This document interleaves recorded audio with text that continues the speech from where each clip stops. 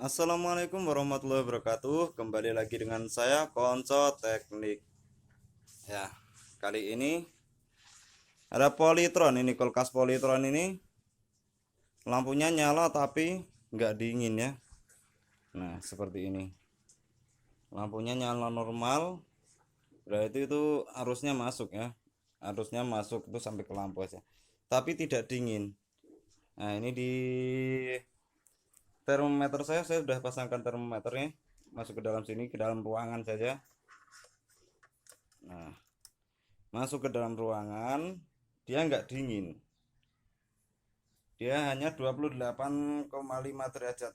Itu artinya suhu normal ya, itu artinya suhu normal, sama sekali tidak ada biang es di sini, tidak ada embun es.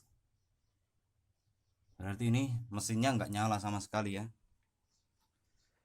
mesinnya diam, dia tidak ada getaran.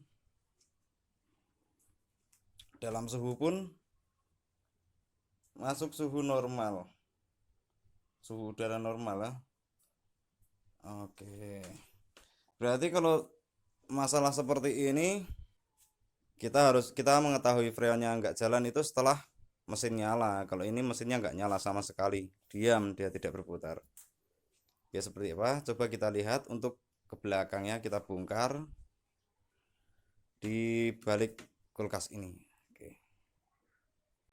Oke ya, jadi permasalahan dari kulkas itu lampunya nyala tapi nggak bisa dingin, itu sebenarnya ada di sini nih. Jadi mesin ini tidak bisa memutar, tidak bisa mendorong refrigeran seperti itu ya. Bagi Anda yang ingin memperbaiki peralatan rumah tangga Anda, ataupun jika Anda ingin menjadi seorang tukang servis ya, ingin menjadi teknisi, nggak ada salahnya untuk subscribe channel saya dan nyalakan loncengnya. Semoga ilmu-ilmu dari saya itu bermanfaat untuk kita bersama. Nah, masuk saja. Ini sebenarnya inti permasalahannya itu ada di overload. Overload itu berada di sini ya. Kita mudah aja, langsung saja kita bongkar.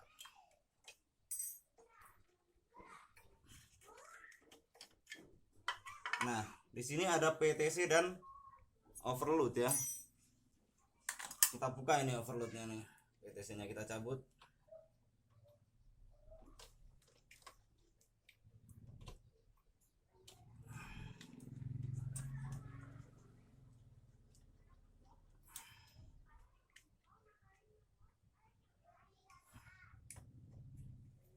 Nah, ini dia nih. Jadi kinerja dari overload ini dia memutuskan secara otomatis saat kumparan spool yang berada di dalam sini panas. Saat kumparan spool ini panas, dia putus secara otomatis. Dan ketika dingin dia nyambung lagi. Seperti itu. Itu cara kerja overload. Jadi overload putus ini karena spoolnya panas ya. Nah, kenapa sebab dari spool itu panas? Nah, jadi begini. Saat arus PLN itu padam, itu dia mati secara otomatis. Nah, setelah dia nyala, langsung nyala. Nah, sementara arus tekanannya itu belum stabil. Seperti itu. Jadi ini tidak kuat ngangkat, ini panas. Ini putus. Seharusnya setelah ini dingin, dia nyambung. Tapi karena ini rusak, dia nggak nyambung.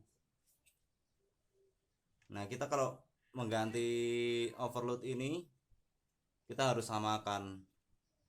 Jangan overload yang buat kulkas satu pintu kita ganti pakai overload yang kulkas dua pintu, karena kadar panasnya itu berbeda. Jadi usahakan bawa contohnya, kalau belum hafal bawa contohnya itu baru kita beli ya. Seperti ini ya.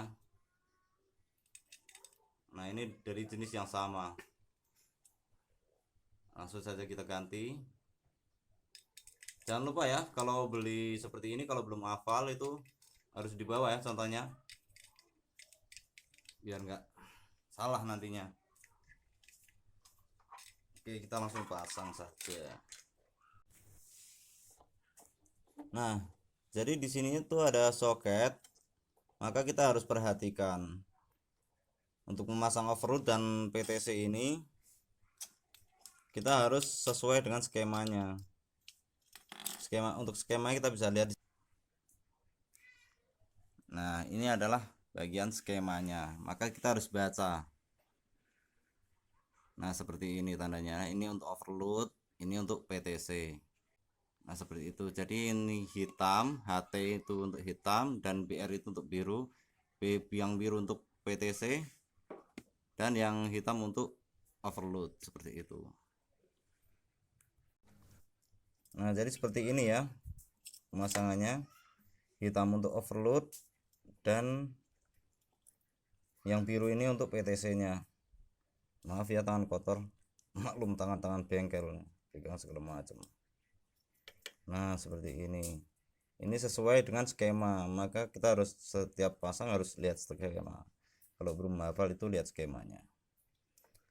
Ini untuk overloadnya dipasang dulu ya, karena ini ada sayapnya. Ini untuk mengunci supaya dia benar-benar menerima panas dari dalam.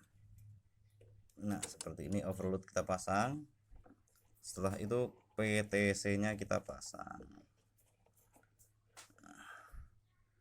Yang ada lubangnya itu yang atas ya. Nah, seperti itu. Maaf, agak susah. Nah, seperti itu ya.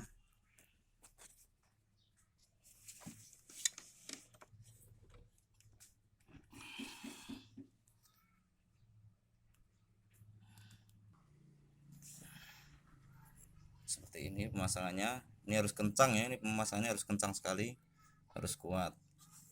Setelah itu baru kita pasang penutupnya.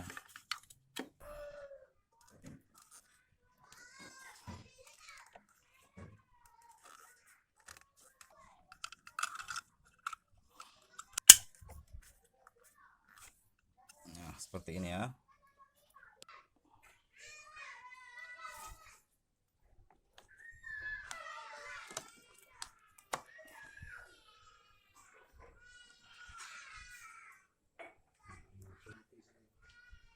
Nah, seperti itu ya. Sekarang sudah berdesir itu. Sudah ada suara desir.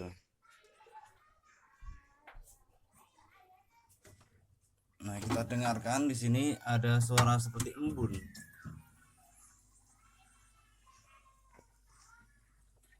Nah, dalam evaporator ini ada seperti embun. Ya, seperti dalam evaporator ini terdengar suara embun. Seperti hujan jatuh seperti itu. Sekarang kita coba untuk pasang termometernya ya. Nah, ini saya pasang termometer ya di sini. Kita coba untuk cek dinginnya.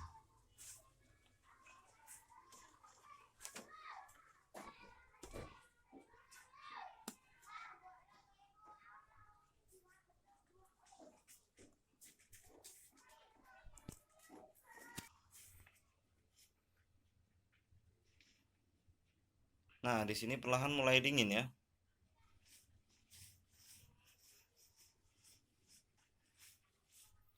Sudah mencapai 25 derajat. Itu tadi 30 derajat. Nah, dinginnya ini ya. Di pengaturan suhu saya sudah turun menjadi 22 derajat.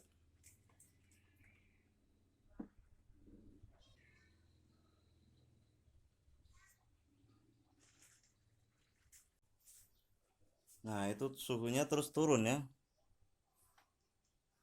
Berarti ini refrigerannya masih berjalan dengan normal. Jadi intinya adalah jika kulkas itu mati itu kita jangan langsung tebak oh itu freonnya habis, enggak ya. Kita cek saja motornya itu. Freonnya itu masih kedorong atau enggak.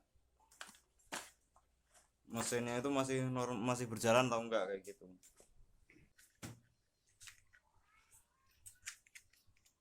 Jadi memang ini ya. PTC itu kalau sudah rusak ya mesinnya nggak nyala ya. Dan untuk pembeliannya kita harus sesuai dengan kulkas yang mau kita servis. Oke ya, buat Anda yang ingin menjadi tukang servis, silahkan simak video saya akan terus menginformasikan tentang cara-cara memperbaiki alat-alat ya, nggak hanya kulkas dan sebagainya ya, semua alat itu ya. Oke ya, terima kasih dan semoga bermanfaat ilmu dari saya ini. Ini saya tidak mengada-ada ya, memang seperti itu. Ya cukup sekian dan assalamualaikum warahmatullahi wabarakatuh.